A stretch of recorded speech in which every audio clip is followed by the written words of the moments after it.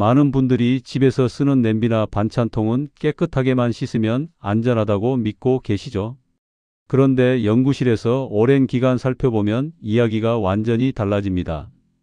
반짝거리는 냄비 하나, 편에서 오래 쓰는 플라스틱 반찬통 하나에도 발암물질이 스며들어 가족이 먹는 음식으로 흘러가는 경우가 너무 흔해요.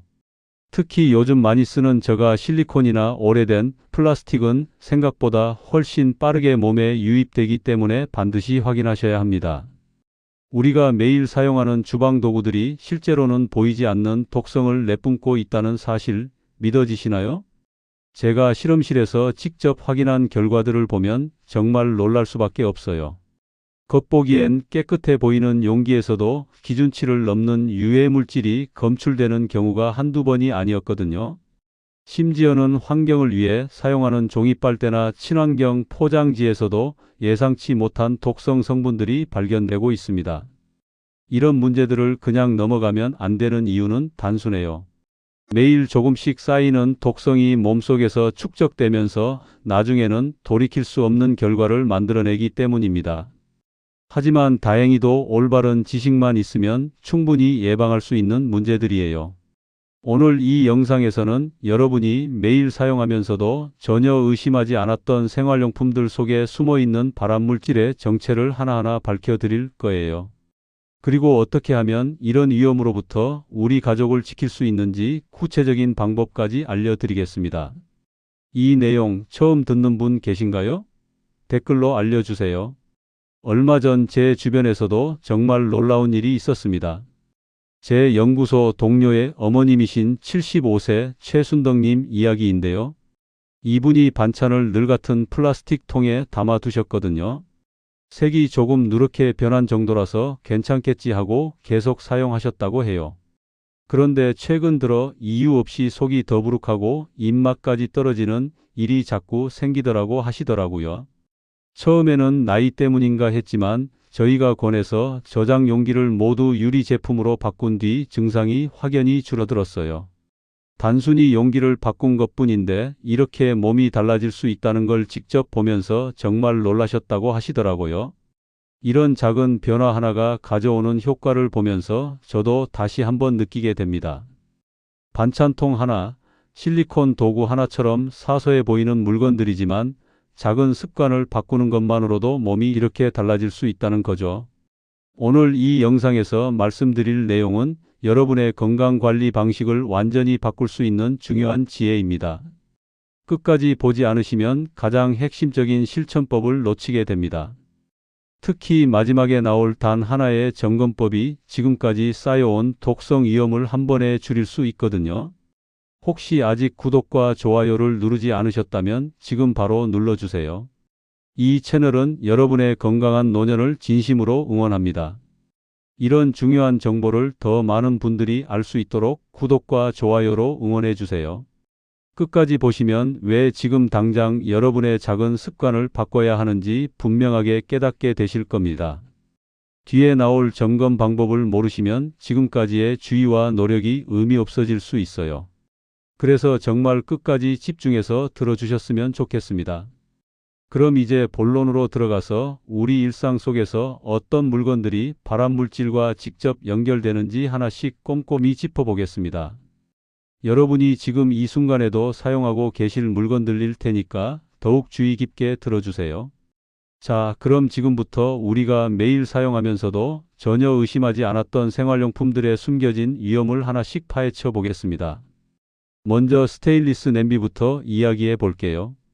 반짝이는 스테인리스 냄비는 제조 과정에서 연마제와 오일이 남아 있을 수 있거든요.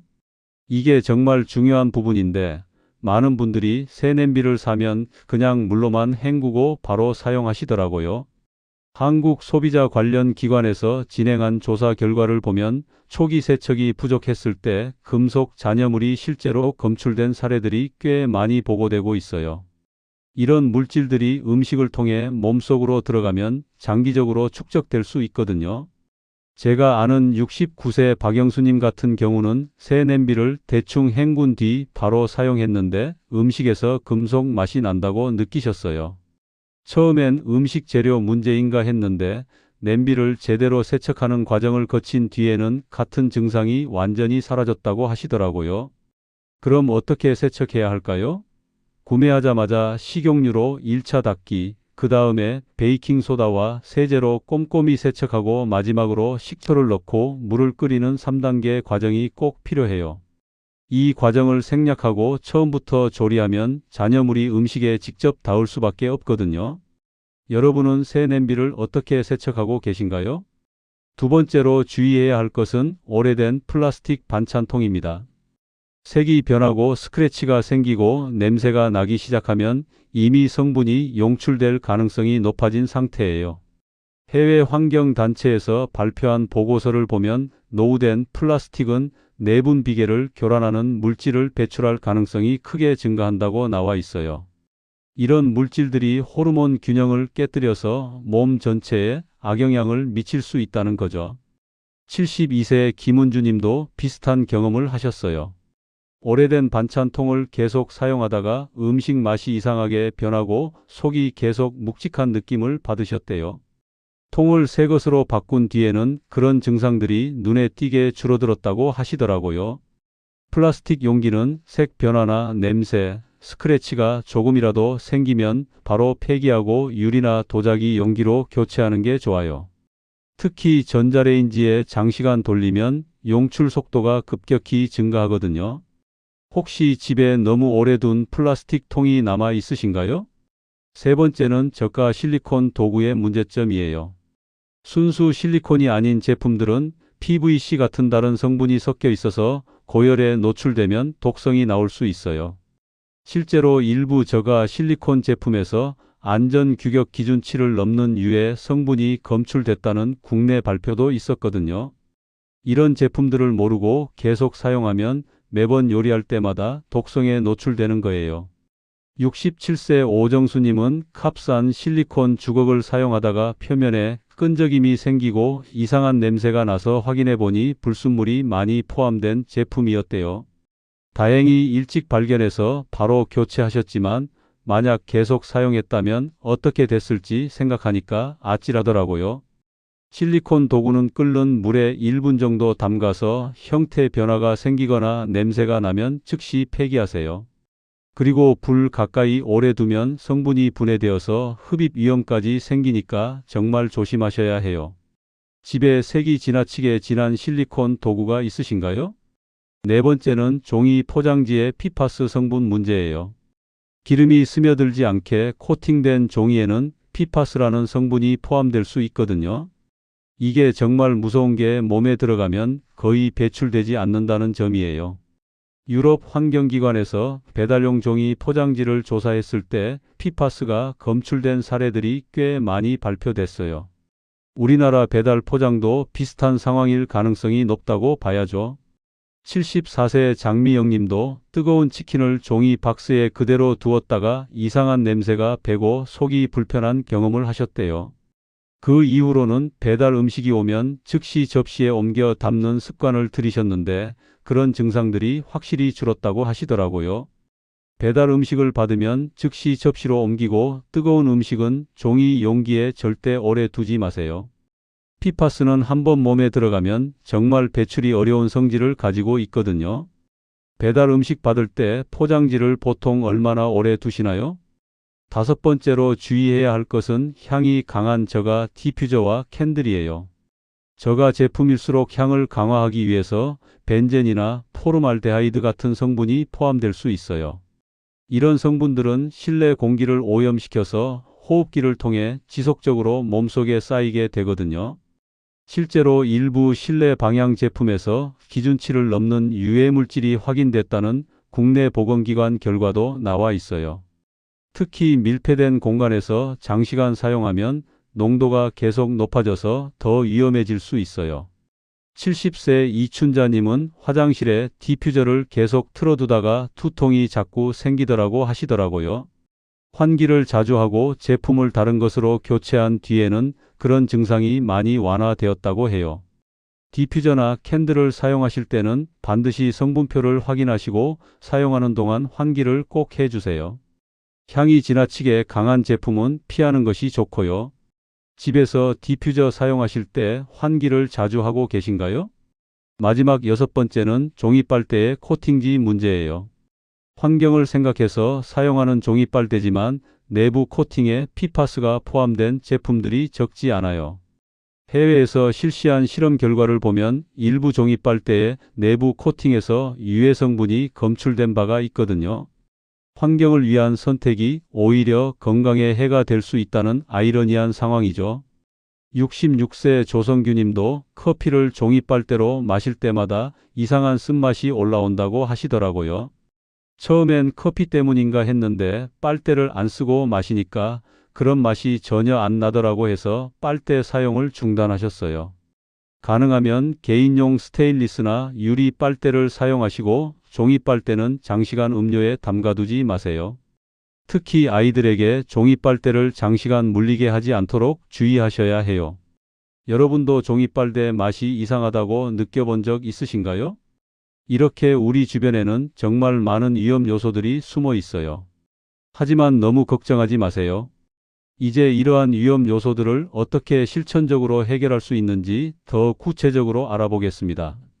이제 앞서 말씀드린 위험 요소들을 실제로 어떻게 해결할 수 있는지 실천 중심으로 자세히 정리해 보겠습니다. 첫째로 새 주방용품 초기 세척 방법부터 정확히 알아두셔야 해요.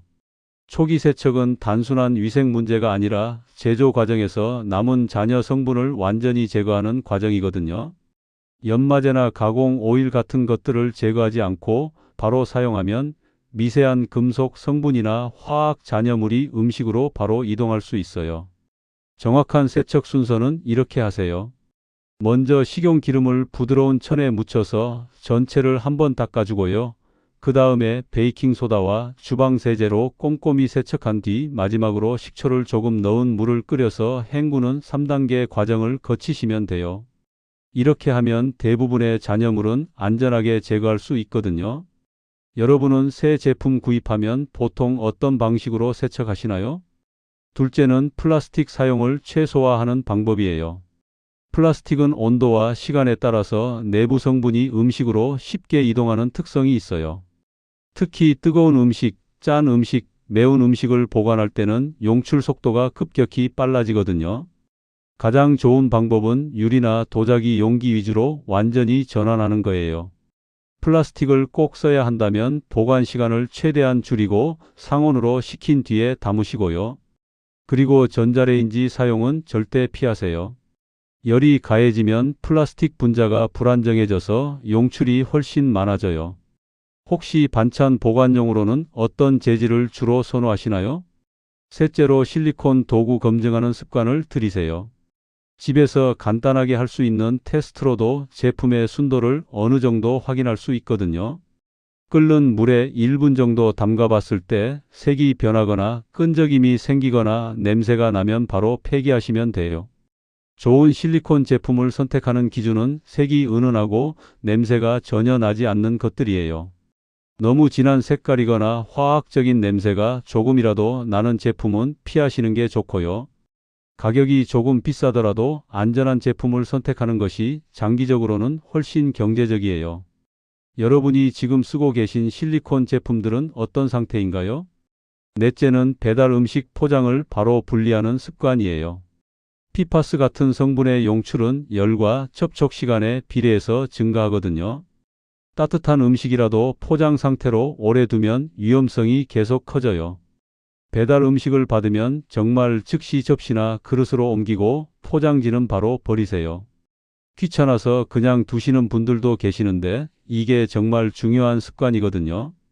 특히 기름진 음식일수록 포장지와의 반응이 더 활발해지니까 더욱 빨리 옮기셔야 해요.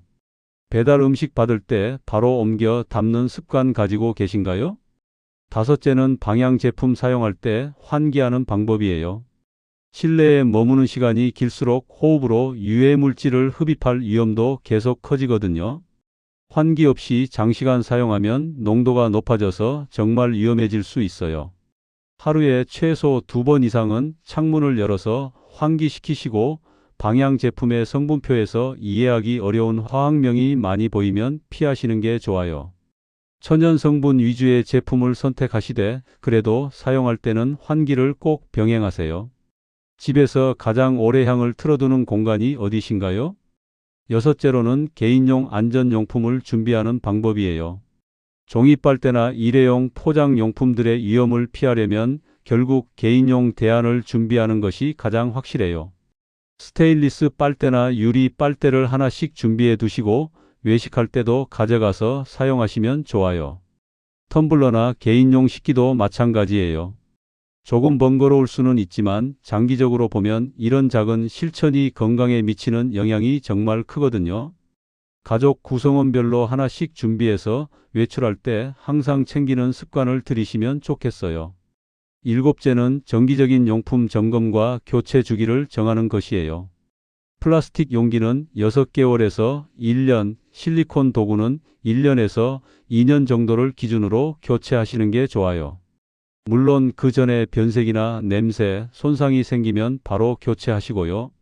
냄비나 팬 같은 조리기구도 코팅이 벗겨지거나 변형이 생기면 망설이지 말고 교체하세요. 아까워서 계속 쓰시는 분들도 계시는데 건강 비용을 생각하면 미련 두지 마시고 바로 바꾸는 게 훨씬 현명한 선택이에요. 이런 실천법들이 처음에는 번거로울 수 있지만 습관이 되면 전혀 어렵지 않아요. 그리고 무엇보다 몸의 변화를 직접 느끼실 수 있을 거예요. 이제 오늘 내용을 정리해서 마무리해 보겠습니다. 오늘 우리는 평소에 상식처럼 믿어왔던 주방용품과 생활용품들 속에 얼마나 많은 발암물질이 숨어 있었는지 자세히 살펴봤습니다. 깨끗이 씻기만 하면 안전하다는 생각, 가격만 적당하면 괜찮다는 믿음들이 사실과는 얼마나 다른지 확인할 수 있었죠. 잘못된 상식들을 정리해보면 이래요. 새 냄비는 그냥 헹구기만 하면 된다. 플라스틱 용기는 색이 변해도 쓸 수 있다. 저가 실리콘도 비싼 것과 별 차이 없다. 종이 포장은 무조건 안전하다. 향이 강할수록 좋은 제품이다. 이런 생각들 말이에요. 반대로 올바른 관리 방법은 이렇습니다. 새 주방용품은 3단계 세척 과정을 거치고 플라스틱은 변색되기 전에 미리 교체하며 실리콘은 끓는 물 테스트로 순도를 확인하고 배달 음식은 즉시 다른 그릇으로 옮기며 방향 제품 사용 시에는 반드시 환기를 병행하는 것이죠. 잘못 관리했을 때의 위험성은 정말 심각해요. 호르몬 교란부터 시작해서 장기적인 독성 축적까지 이어질 수 있거든요. 특히 PFAS 같은 성분은 한번 몸에 들어가면 거의 배출되지 않아서 평생 몸속에 쌓인 채로 남아있을 수 있어요. 이런 물질들이 나중에 어떤 문제를 일으킬지는 아무도 예측할 수 없죠. 하지만 제대로 관리하면 그 효과를 바로 느끼실 수 있어요. 음식 맛이 확실히 달라지고 속이 한결 편해지는 변화를 곧바로 경험하게 되실 거예요. 그리고 장기적으로는 몸속 독성 부담이 줄어들면서 전체적인 컨디션도 좋아질 수 있고요. 무엇보다 가족들, 특히 손자, 손녀들에게 안전한 환경을 만들어줄 수 있다는 점이 가장 큰 의미가 아닐까 싶어요. 우리 세대에서 이런 지식을 제대로 정리해서 다음 세대에게 전해주는 것도 정말 중요한 일이거든요. 오늘 당장 실천하실 수 있는 단 하나의 제안을 드린다면 집안에 있는 오래된 플라스틱 용기들부터 점검해 보시는 거예요. 색이 변했거나 냄새가 나거나 스크래치가 많이 생긴 것들은 망설이지 말고 과감히 버리세요. 아깝다고 생각하실 수도 있지만 건강 비용을 생각하면 절대 아까운 게 아니에요. 그리고 앞으로 새로운 용품을 구입하실 때는 오늘 말씀드린 기준들을 꼭 기억하세요. 조금 비싸더라도 안전한 제품을 선택하시는 게 결국은 더 경제적이고 현명한 선택이거든요. 다음 영상에서는 요리할 때 발생하는 연기와 기름튀김 속에 숨어있는 발암물질들을 어떻게 줄일 수 있는지 구체적이고 실용적인 방법들을 자세히 알려드리겠습니다. 환기팬 사용법부터 조리법 개선까지 정말 유용한 내용들이 많이 준비되어 있어요. 오늘 25년간 생활 환경을 연구해온 박사로서 여러분께 꼭 전하고 싶었던 이야기를 나눌 수 있어서 정말 기뻤습니다. 이런 정보가 여러분과 가족의 건강한 생활에 조금이라도 도움이 되었으면 좋겠어요. 여러분은 오늘 내용 중에서 무엇이 가장 놀라우셨나요? 댓글로 꼭 알려주세요.